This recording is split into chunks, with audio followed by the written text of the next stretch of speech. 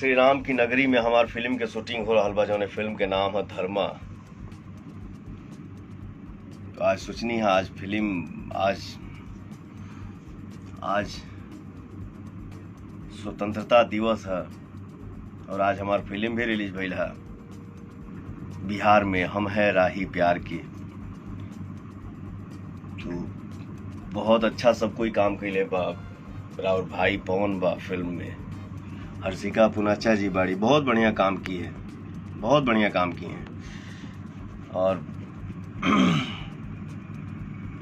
यासी films के banner तले film बनल बा। हमार भाई निशांत उज्जवल जी रिलीज कैले हैं फिल्म के। तो आप लोग अपना प्यार दुलार और आशीर्वाद दीजिए, फिल्म को देखिए, बताइए फिल्म कैसा लगा। इतना अपने पवन को प्यार करते हैं, इसके लिए आप सभी को दिल से थैंक यू, धन्यवाद मेरा भाई।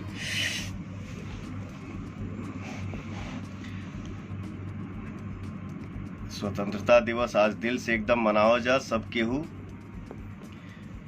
और बिहार में रिलीज भइल हमारे फिल्म के नाम बा हम है राही प्यार के। इसको भी आप लोग प्यार दीजिए और आशीर्वाद दीजिए। और धर्मा फिल्म के हम शूटिंग करत हई अयोध्या में।